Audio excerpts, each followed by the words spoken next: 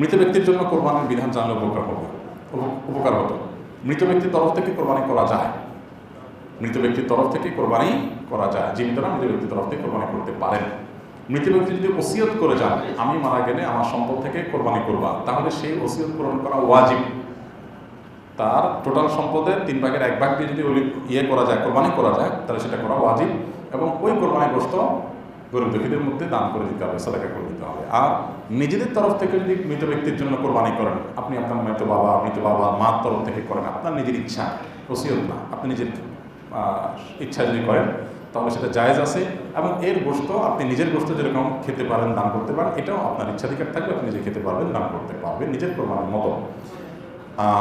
কোনো ওলামা ইকরাম বলেন যে মৃত ব্যক্তির কোরবানি জীবিত ব্যক্তির সাথে যুক্ত করে করলে জায়েজ আছে। তবে সাহাবা ইকরামের আমল থেকে আমরা জানি আলী রাদিয়াল্লাহু তাআলা আনহু মৃত ব্যক্তির তরফ থেকে কোরবানি করেছেন, নবী করিম সাল্লাল্লাহু আলাইহি ওয়াসাল্লাম করেছেন। অতএব মোটা দাগে মৃত ব্যক্তির তরফ থেকে জীবিতরা কোরবানি করতে পারবেন। আমার সামর্থ্য আছে কিংবা খেতে ফসল আছে, কিন্তু বর্তমানে আমার হাতে টাকা নেই, এমত অবস্থা আমি সাময়িক সময়ের জন্য ঋণ করে কোরবানি দিতে পারবো কিনা? হ্যাঁ, অবশ্যই দিতে পারবেন। যে কোনো আর্থিক ইবাদত ঋণ করে করা যায়।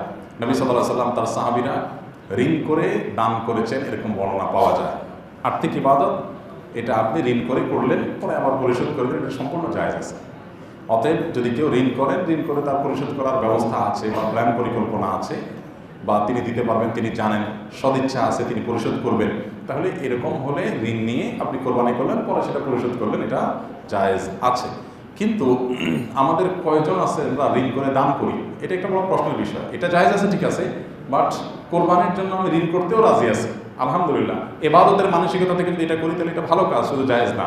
কিন্তু প্রশ্ন হলো, আমি একজন মানুষকে দান করব, উপকার করব, এখন আমার হাতে টাকা নাই, পরে বেতন আসলে আমি দিয়ে দিব, আমি ঋণ করে কয়বার আমি দান করি? কোরবানির ক্ষেত্রে যে ঋণ করে কোরবানি করার ইচ্ছা আমার হয়েছে, ভালো কথা, তাহলে দানের ক্ষেত্রে ইচ্ছাটা কেন হয়নি?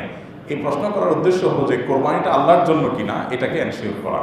এটা না হয় যে গোশতের জন্য করতেছি, তাহলে দান ঋণ করে করলাম, পরে আমি পরিশোধ করবো, বা চক্ষু লজ্জা থেকে বাঁচার জন্য করলাম, পরে আমি সেটা পরিশোধ করবো, এরকম যেন উদ্দেশ্য না থাকে। বাকি মোটা দাগে জিনিসটা কি আছে? জায়েজ আছে।